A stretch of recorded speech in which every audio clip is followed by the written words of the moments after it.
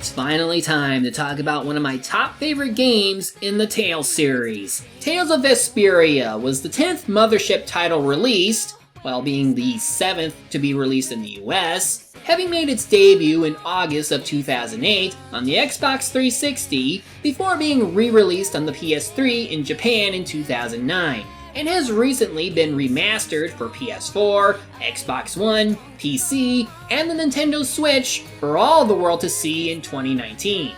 It was also produced and directed by Yoshida Higuchi, who was responsible for Symphonia and Abyss, two other games I consider to be really damn good and among my favorites.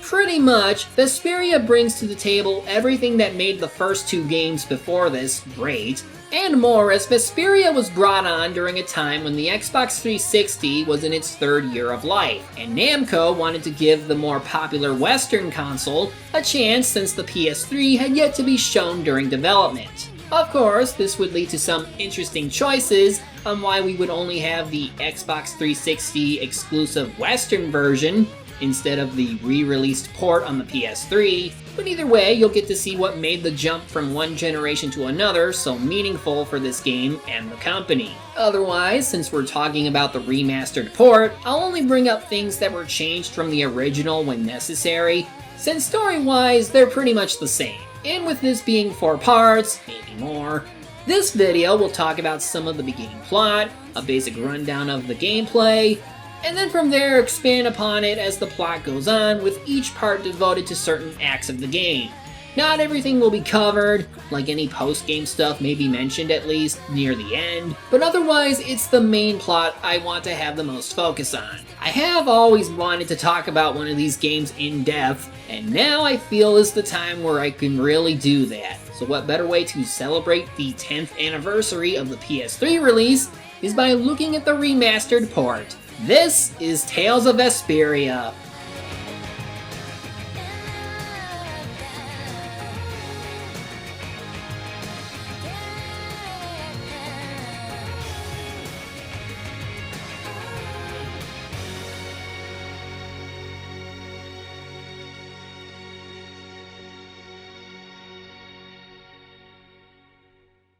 So we begin with a narrative exposition about the world of Turcalumeris, a large and vast world full of powerful monsters and a substance called air, which empowers the only technology they have at their disposal, Blastia. Blastia helps protect the people in multiple ways, including large barriers that protect the towns and cities, while also providing the means to fight back with magic and the like. Though, as we'll see, there comes many problems in this world that revolve around them. In any case, as the narrator finishes reading her book, we see a fountain erupt with water as it floods the lower corner of the Imperial city, Zophius. It's here we get to meet our main protagonist of the game, Yuri Lowell. He lives in the lower quarter, along with his dog, Rapide. And while somewhat cynical in how things are, he does care enough for the people's well-being that he goes to help them out.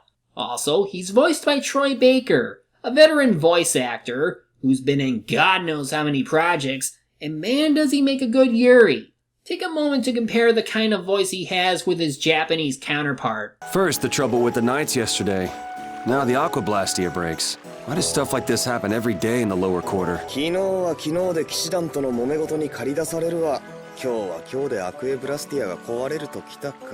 easy with the water sports, old man. You're not getting any younger.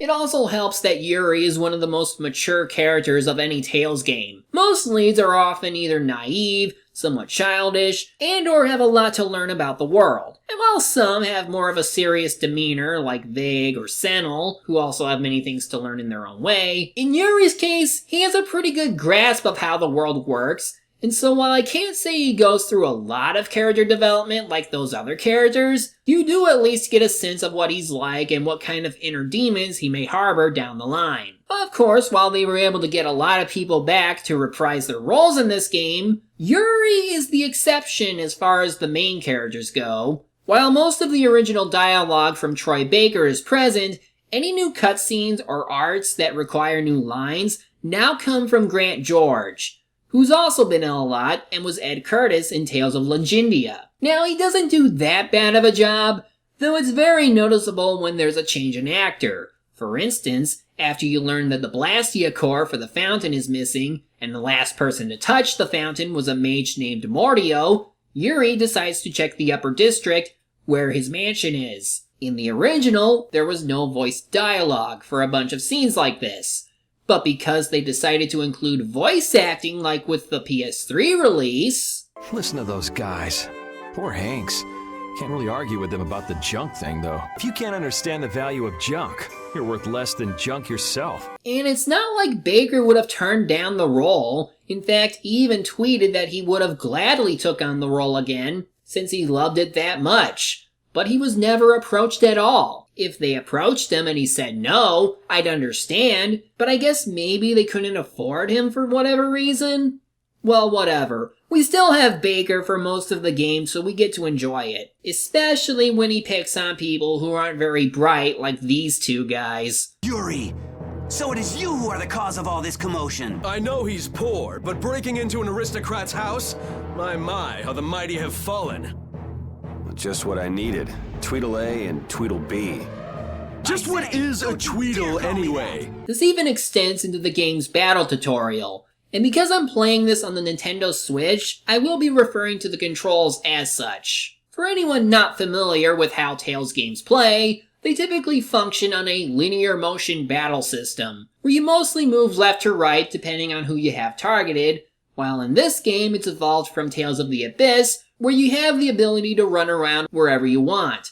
However, it's no longer tied to an individual skill, so here you hold down ZL and move the left control stick wherever you want. You normally attack using the B button, and at this point, a character like Yuri can attack up to 3 times. You can also do a running attack while you happen to have ZL held during your basic attack. Most importantly though, pressing A allows you to use whatever art you have set to that button. Each character has 4 basic slots for when you press A normally, or if you happen to be holding a direction at the time, while also having 4 shortcut keys tied to the right control stick, which can even force other party members to use whatever art is set to it. In general, the most basic combo you can perform are 3 basic attacks, and then 1 base art, though later you can chain an arcane level art after a base one. Though if you're really good, you can do 3 basic attacks, a running attack, and then do an art. Other than that, you can jump by shifting upward while pressing Y,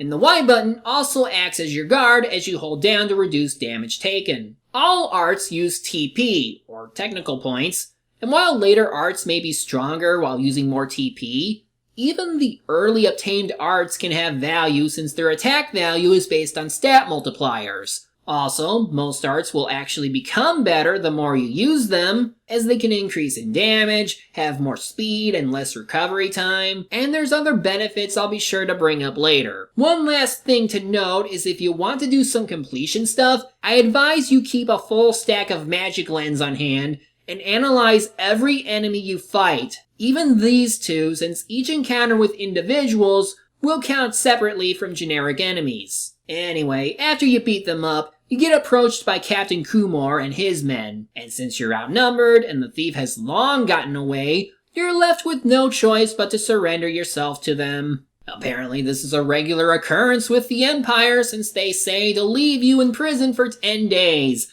and one of the locals did say this was a normal day for you. So while in prison, we overhear one of the prisoners talk to a guard about how the treasure in this one mansion was all fake, and something about the Dark Wings looking for a hideout. But soon Yuri chats it up about his claims. You think that little story up all by yourself, old man?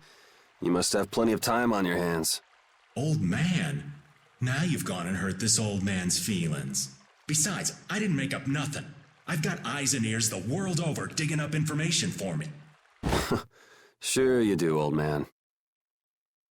Hey, I am what I am. Go ahead and ask me something. I'll tell you whatever you want to know. Want to know about the Pirate Guild's sunken treasure?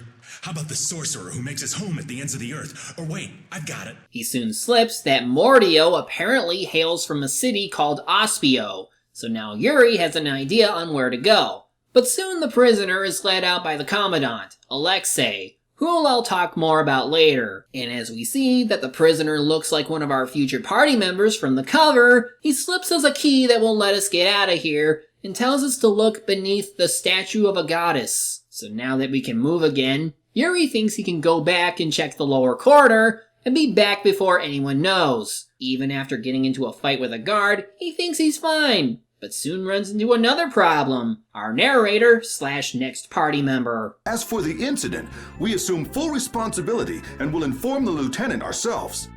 How can you say that when you haven't done anything to help me? Please, don't come any closer. Now, why don't you put that down?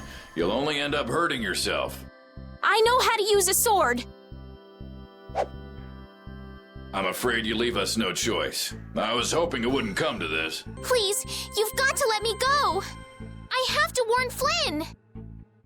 Did she say Flynn? Gee, this Flynn guy must have, many close connections if even this girl knows him well. We save her from the guards, though she still feels the need to use a vase on us. And she soon learns of who you are and that you were actually with the Imperial Knights before, at least for 3 months. Since Yuri appears to be worried for Flynn, he agrees to go to his room with her to see what the deal is. However, you find his room empty, meaning she's too late in warning him about the danger that's coming. Yuri thinks of going back to the lower corridor, and the girl asks to come with him since she can leave the castle this way. Please, I'm begging you. Okay, I can see you're serious, but why don't you tell me your name first?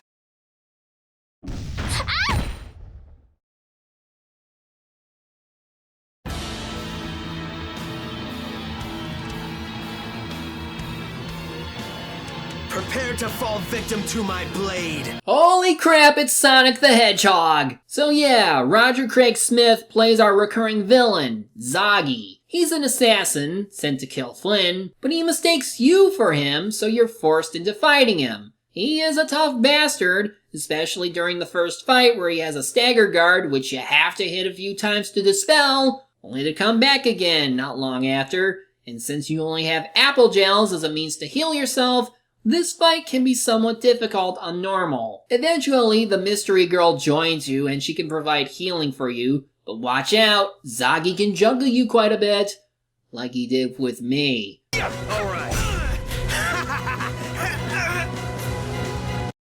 Do I look like Flynn to you? Not in the least. Oh, and that's another thing. Most boss fights in the game will have a secret mission for you to do that rewards you with a bonus item and some bonus grade for your trouble. Like in this case, you had to keep the girl alive the whole fight. Speaking of grade, you receive it after every fight. Depending on how well you do, you get a certain amount, which they tell you what it's worth if you press X. However, doing poorly means you can lose grade.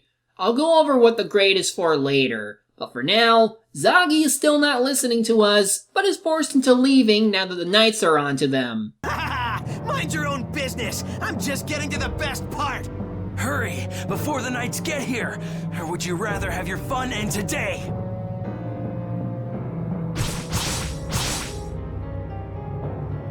Jerk. But the girl, who soon reveals herself as Estelle, asks you to repair the door because...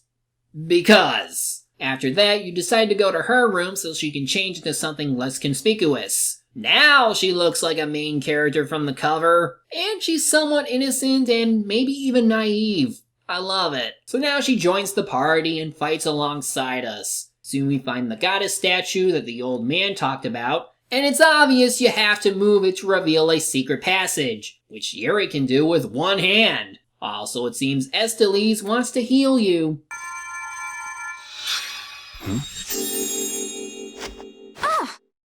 Hey, I'm sorry. I'd never seen a blastia like that. I wasn't thinking. He knows something. So now we're in the sewers, which is straightforward enough, but now we learn about link encounters. If multiple enemies on the map get close together when you engage them, they'll all join in at once. This will increase your rewards at the end, of course. You just have more enemies to fight, which can be problematic if they're anything like these rats with strange bodies. The sewers are mostly about using the push and pull mechanic you learned if you want to get some extra treasures, But otherwise, you get out and return to the royal quarter. Now that she's free, what will she do? Well, she remembers Flynn saying he was going on a pilgrimage, and she needs to head to Halure, which was where he'd stop at first. Yuri offers to lead her outside the city through the lower quarter, though the knights seem to be on his tail. Fools! Enough grandstanding, arrest him! What should we do?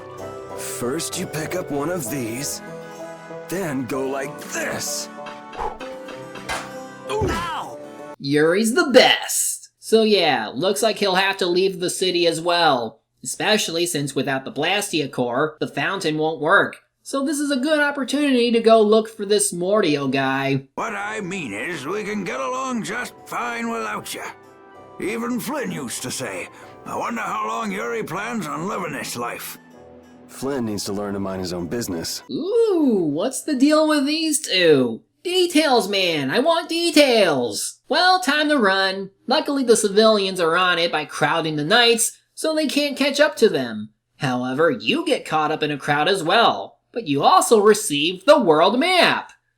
An incomplete map, which is the game's way of saying you have to explore to know what this world really looks like. You also get some consumable items and some money. The latter Yuri doesn't want since they need it more than he does, but he's left with no choice. Also, Rapide finally returns to Trip LeBlanc here, and yeah, he's a party member now too. Now that we're on the world map, I should briefly bring up how often, no matter where you are really, you can play these skits that have the characters talk to each other about various things. This can expand on what these characters are like, and it often leads to some funny dialogue. Then when I return to the capital, I will make graves in memory of all the monsters I've killed.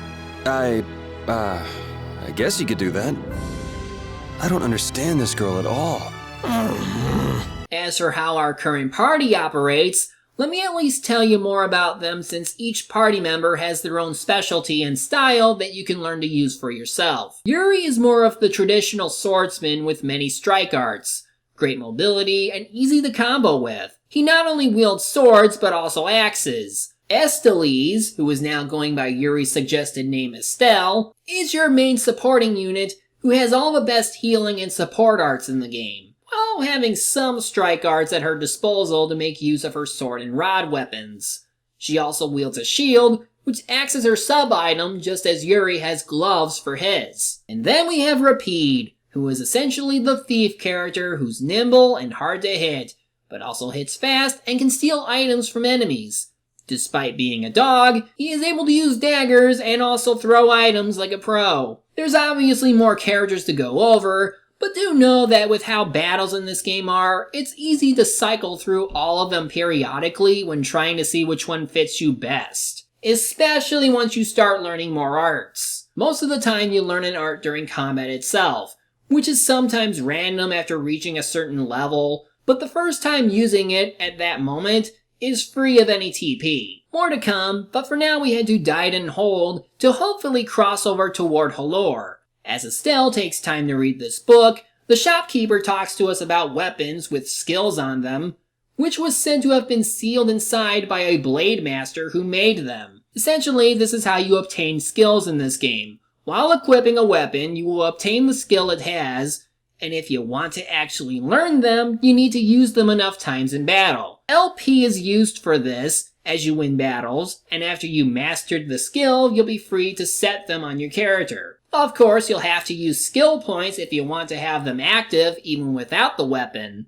The skills range from stat buffs to giving you new techniques in battle, to other things that will be brought up later, since at present, you won't be able to make use of the glyph effects that supposedly take effect whenever a certain combination is used. Oh, and Estelle gets to keep the book she read, which just reminds you of various battle-related topics.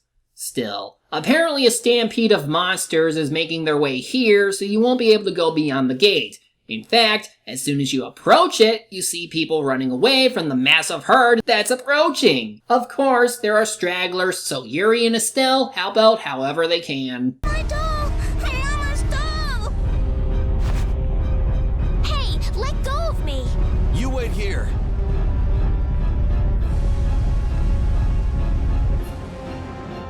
Well, so much for keeping a low profile. Yuri!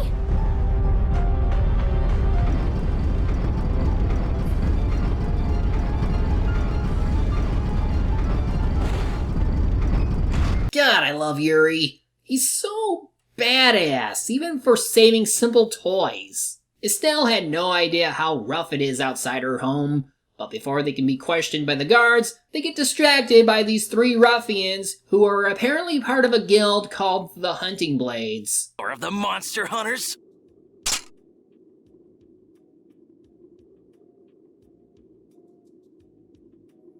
Stop!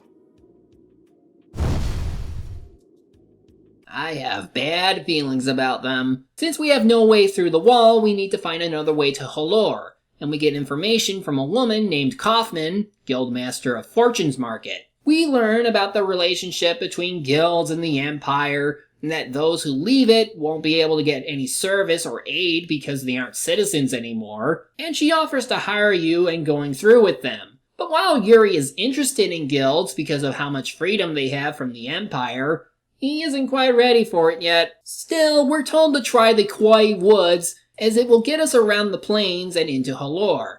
But before you do go, you should check the top of the hold so you can meet this guy, who talks about humanity and their over-reliance on Blastia. They fight for a share of monopolized technology and hurt even those closest to them. Are you talking about Blastia? I can't speak for anyone else, but it doesn't seem to me like there's any reason why we get dumped into the world. But once you're here, you just do what you can to give this life everything you've got. Perhaps there is truth in what you say. Hey! Strange. I wonder if we'll see him again. When we get to the woods, Estelle mentions how there's apparently a curse she's heard about, which seems to vary on what she believes it does. But eventually we find something that might explain the curse. This fallen Blastia. Just fell over all of a sudden. Don't you remember? Perhaps it was the air that made me dizzy. Air. That's sort of like the fuel that powers the Blastia, right? I heard that even though we can't see it, it's scattered through the atmosphere. Yes, that's air. I read once that dense air can have negative effects on people. So yeah, air is the magic substance of this world, and while useful, it can still be harmful to them. Yuri then decides to take the opportunity to teach Estelle how to cook, which, like in Symphonia and Abyss, uses ingredients which, when used, will heal you and even restore TP or have other benefits. Each character will have their favorite foods and specialties, and you can even learn more recipes by having characters make certain dishes. The more you do this, the more they will master them, which is needed for a certain side quest. Funny enough, even though repeat is an option, he will always make dog food, which is pretty useless. And now to meet our next main character. Prepare to die, Egg Bear! Whoa! Well, even though you're trying to kill us, I'm willing to cut you some slack. Oh, man, that hurt!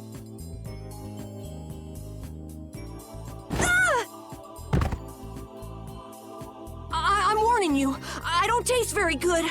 You'll get the runs! Oh my gosh! Somebody help me! Ah! Is this kid for real? It's all right now. Huh? The monster turned into a girl? So, this is Karol Capel. He's another member of the Hunting Blades who knows a lot about monsters, but is clearly not experienced in fighting them. He offers to help us get through the woods, but we're already about to leave, so he'll at least accompany us to Halure since there's someone there he needed to meet anyway. As we leave though, remember that guy we met at the top of the hold?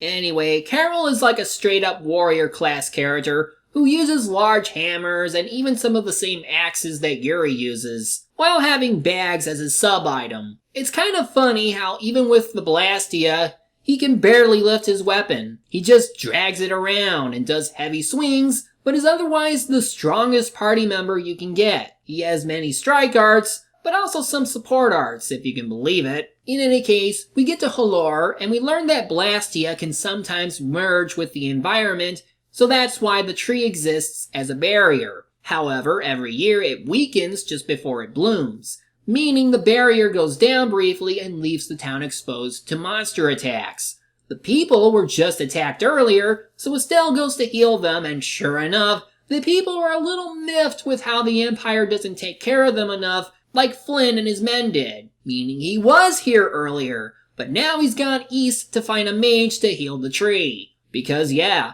apparently the tree isn't blooming at all, and it's because there's monster blood seeping into the soil, which is poisoning the tree. The reason Karol was out in the woods looking for an egg bear earlier was because its claws were needed to make a panacea bottle to hopefully cure the tree. We acquire the information about the other two ingredients, one being fruit from the forest, and the other being tree petals that the mayor has, and after we get Karol, who earlier didn't find his friend and is disappointed in himself for many reasons, that will make sense later, we all decide to go back into the woods to get the ingredients. The fruit is easily found through backtracking, and Karol demonstrates his monster knowledge by using some of the fruit to make an attracting smell.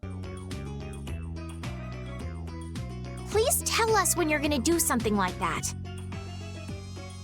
Which Repede dislikes. And going back some more, we get attacked by the egg bear, which is kind of a mini-boss, but it doesn't give much experience. Anyway, we return to the town and get the last ingredient before going back to the shopkeeper, who teaches us how to synthesize items together to make new items. It's simple enough. You use whatever items you have, put in some gold, and voila, new item. You can do this with your equipment too. And on top of the +1, +2 variety, you sometimes even get branching options for gear, which is why I recommend stocking up on at least 1 or 2 of each weapon if you plan to go for every skill in the game. With the bottle though, we go to the tree, and at first it seems to work. However, it might have all been for naught, as the tree doesn't bloom. But we tried so hard.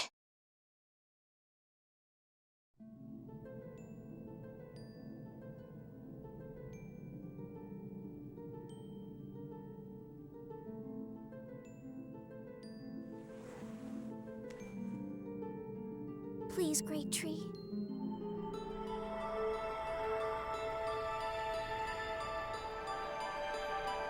Estelle.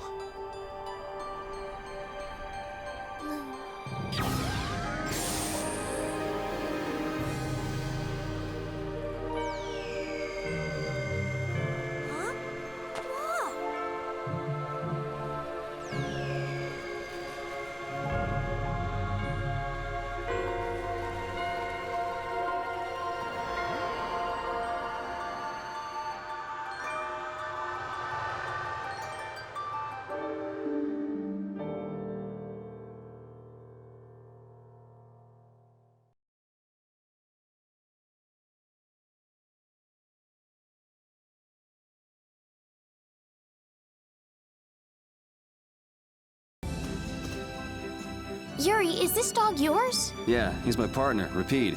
Oh, nice to meet you too. Nice to meet you too.